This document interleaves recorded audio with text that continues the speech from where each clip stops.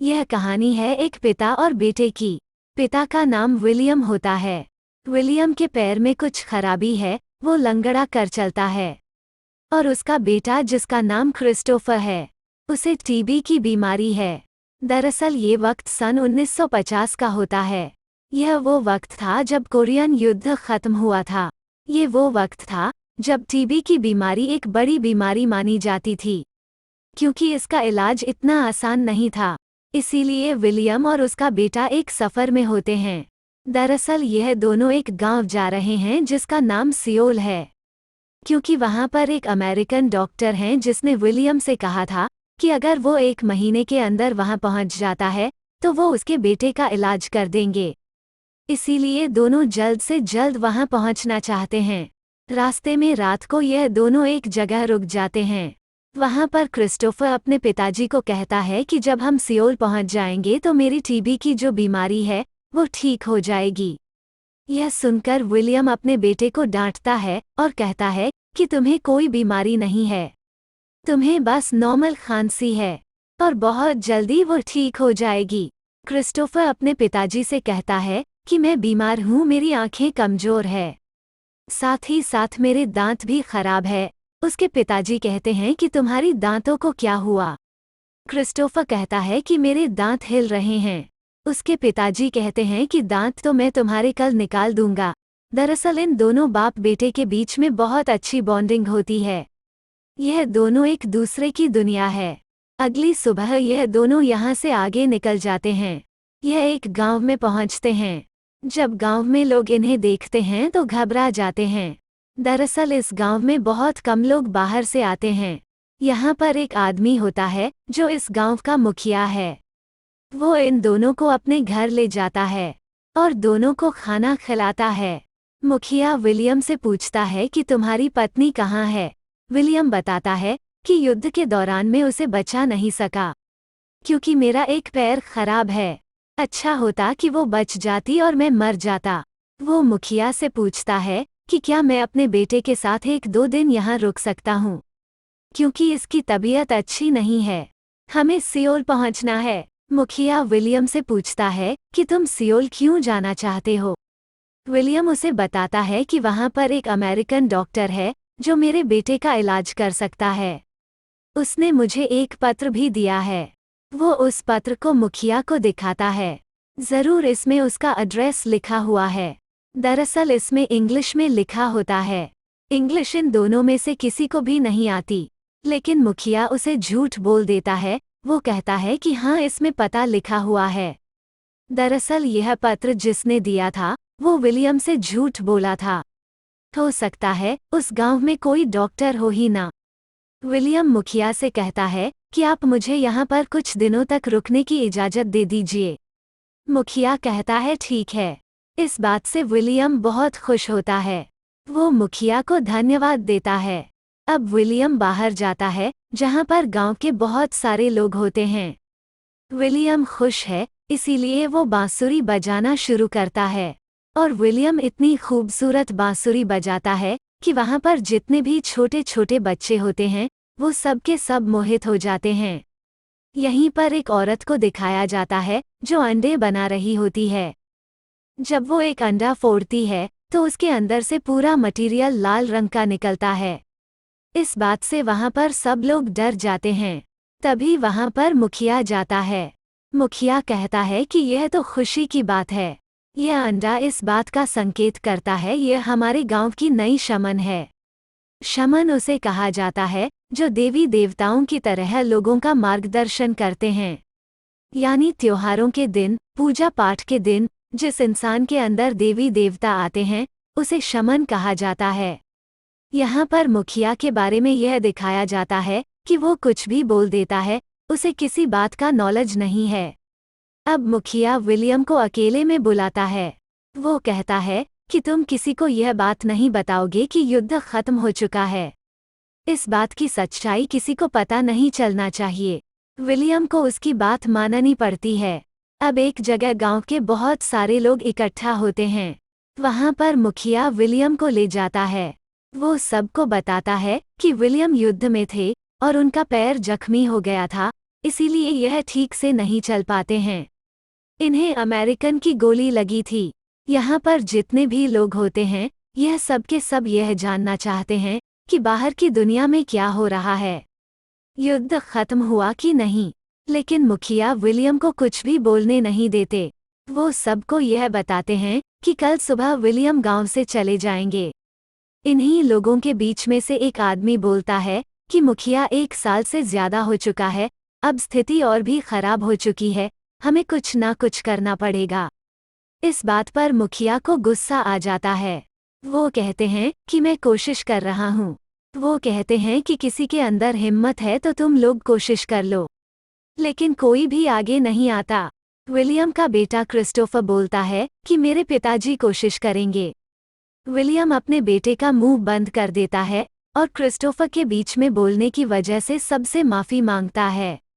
William सबसे पूछता है कि अगर मैं गलत नहीं हूँ तो जो मैं सोच रहा हूँ, क्या इस गांव की प्रॉब्लम वही है? एक आदमी बोलता है कि क्या? विलियम बोलता है कि चूहे, क्योंकि विलियम ने इस गांव में बहुत सारे चूहे देखे थे जो इंसानों से भी नहीं डरते। इनमें से एक आदमी बोलता है कि हाँ, चूहे इस गांव की सबसे बड़ी प्रॉब्लम है। इस बात पर विलियम को हंसी आती है।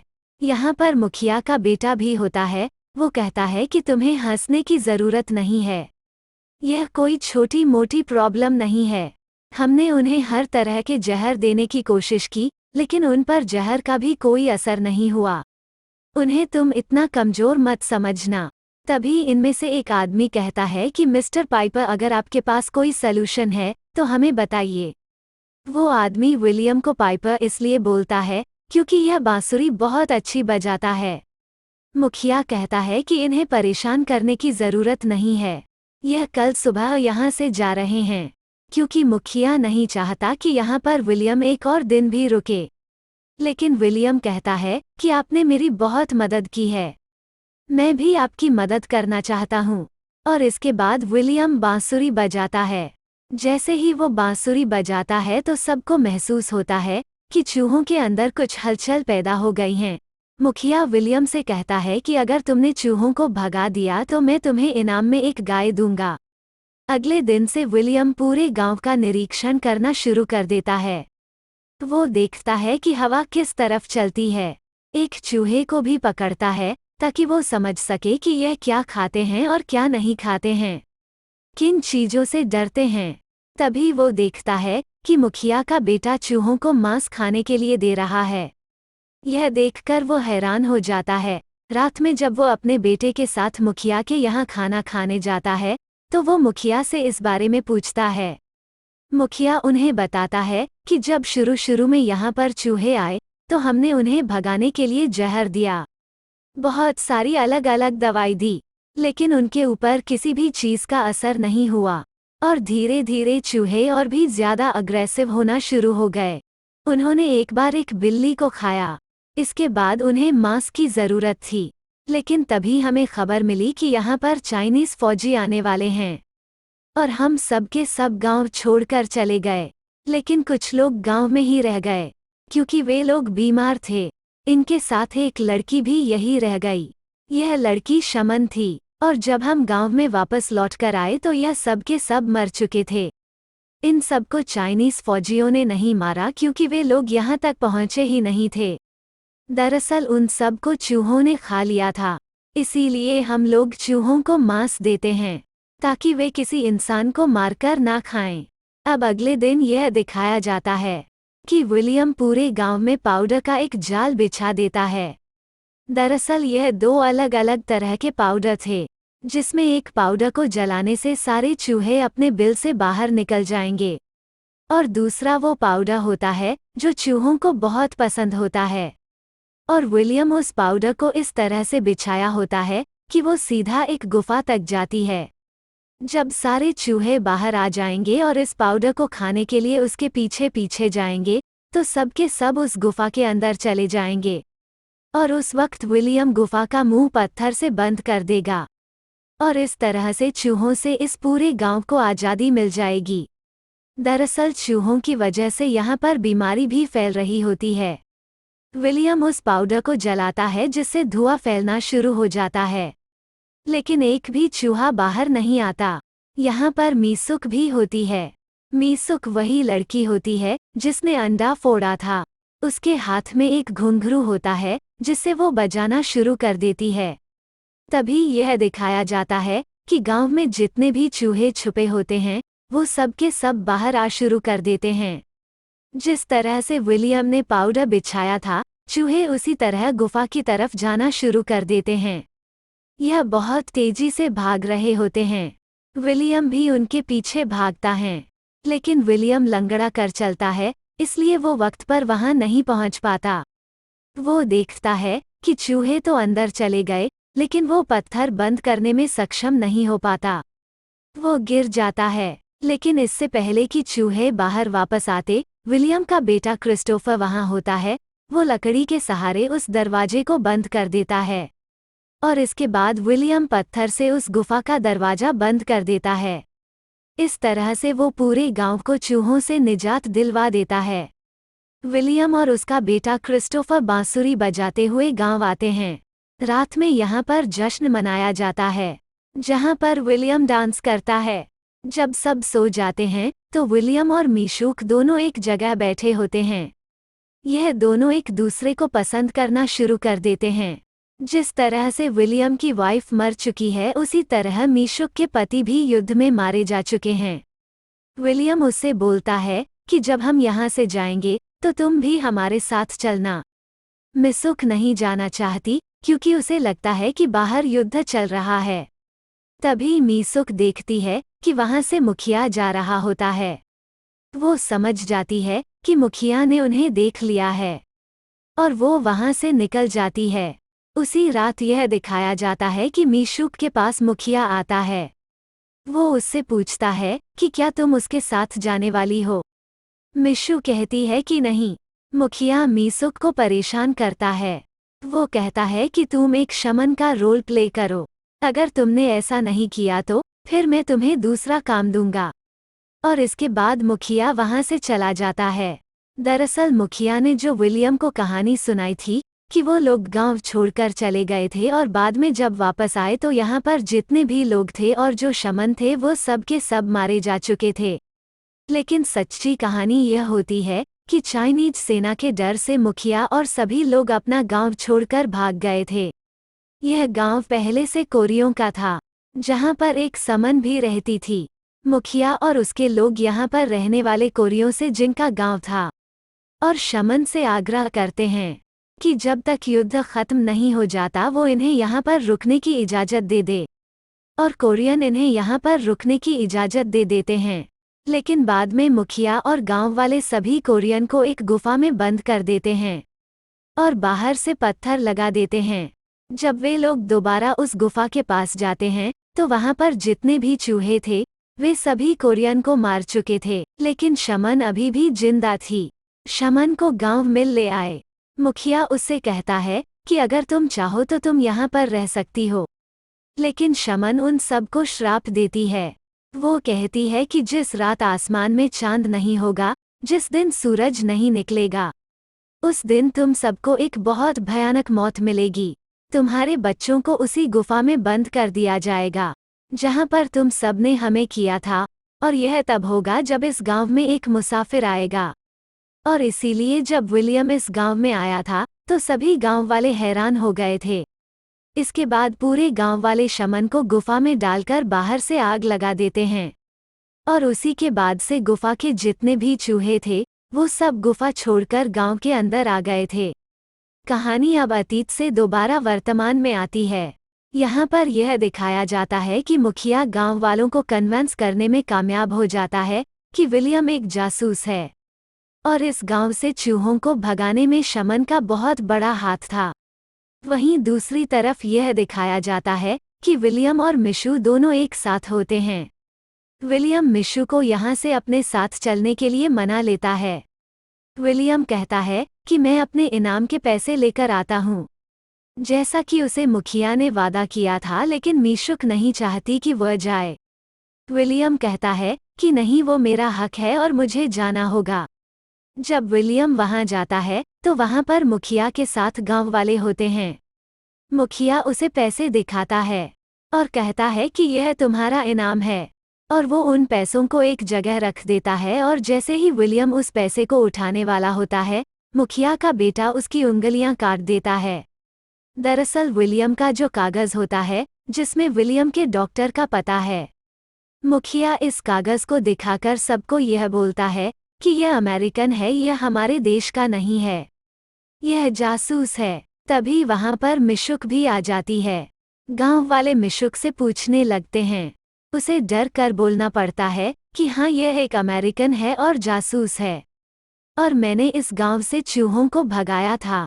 मुखिया उस कागज को फाड़ देता है जिस पर पता लिखा होता है, जिससे विलियम को बहुत दुख होता है। अब सभी गांव वालों को पूरी तरह यकीन हो चुका है कि विलियम एक जासूस है। तभी यह दिखाया जाता है कि मिशुक दोबारा आती है। वो मरने वाली है क्योंकि उसने अपने आप को खंजर मार लिया है। वो वही भविष्यवाणी दोबारा करती है जो पिछली बार एक शमन ने की थी। इसके बाद वो मर जाती है। अब क्रिस्टोफर और उसके पिता विलियम को गांव से निकल दिया जाता है। इन्हें रास्ते के लिए थोड़े से चावल भी दे दिए जाते हैं। जब रास्ते में एक पेड़ के नीचे क्रिस्टोफर और उसके पिता आराम करते हैं, और जब विलियम की आंख लग जाती है, तो क्रिस्टोफर को याद आता है कि उसके पिता की बांसुरी गांव में मुखिया ने ले ली है। वो भागता हुआ गांव में जाता है, मुखिया के घर जाता है और वहां से बांसुरी ले आता है। जब वो रास्ते में होता है, उसे भूख लगती है। उसके पास कुछ चावल होते हैं जो मुखिया ने उन्हें दिए होते हैं, और क्रिस्टोफर उन्हें खा लेता है। दरअसल मुखिया ने इस चावल में जहर मिला दिया था। चावल खाने के बाद क्रिस्टोफर बहुत ज्यादा कमजोर पड़ जाता है। वहीं विलियम अपने बेटे को वहां ना पाकर उसी तरफ आता है, और वो देखता है उसका बेटा क्रिस्टोफर अपनी जिंदगी की आखिरी सांसें ले रहा है। वो समझ जाता है कि यह सब मुखिया ने किया है। वो चीखता है, चिल्लाता है, क्योंकि आज उसका सब कुछ छीन लिया गया। वो अपने बेटे की चिता को आग लगाता है, और यह दिखाया जाता है कि चांद अंधेरे में कहीं खो जाता है। आज आसमान में चांद नहीं है, जैसा कि भविष्यवाणी किया गया था। इसके बाद विलियम अपने चेहरे पर उसी सफ़ेद पाउडर को लगा लेता है, जिस पाउडर का इस्तेमाल उसने चूहों को यहाँ से भगाने के लिए किया था। वो उस गुफा के बाहर जाता है जहाँ पर सारे चूहे बंद है। वो गुफा का पत्थर हटा देता है। सबसे पहले वो अपने शरीर का एक अंग देता है और कहता है कि मैं तुम्हारा भोजन बनूंगा, लेकिन अभी नहीं। इसके बाद वो बांसुरी बजाना शुरू करता है और सभी चूहे उसके पीछे चलना शुरू कर देते हैं। चूहे कई दिनों से गुफा के अंदर बंद होने की वजह से भूखे हैं। विलियम इन सभी चूहों को गांव के अंदर ले आता है। यह चूहे पूरे गांव वालों पर अटैक कर देते हैं और सबको मार देते हैं। अब मुखिया विलियम के सामने होता है। विलियम उसे कहता है कि तुमने कहा था कि मैंने चूहे नहीं भगाए। तुमने मुझे मेरा इनाम भी नहीं दिया। मेरा बेटा भी मारा गया, और अब मैं हिसाब बराबर करने के लिए आया हूँ। अपने चारों तरफ देखो। जब मुखिया अपने चारों तरफ देखता है, तो वो देखता है कि वहाँ पर हजारों चूहे हैं, जो सब के सब उसे अपना भोजन बनाना चाहते हैं। विलियम अपनी बांसुरी बजाना शुरू कर देता है। सभी चूहे मुखिया पर अटैक करके उसे बुरी तरह से तड़पा तड़पा कर मार देते हैं। अगली सुबह यह दिखाया जाता है कि गांव में सिर्फ छोटे बच्चे बचते हैं। यहाँ पर विलियम आता है। विलियम और बांसुरी बजाना शुरू करता है, और सभी बच्चे उसके पीछे पीछे चलना शुरू कर देते हैं। वो उन सभी बच्चों को उसी गुफा के बाहर ले जाता है जहाँ पर कोरियन को बंद कर दिया गया था। इसके बाद सारे बच्चे गुफा के अंदर चले जाते हैं, और विलियम बाहर से पत्थर लगा देता है। और इसी के साथ यह कहानी यहीं पर ख़त्म हो जाती है। इस कहानी से हमें यह पता चलता है कि जैसे को तैसा ज़रूर होता है।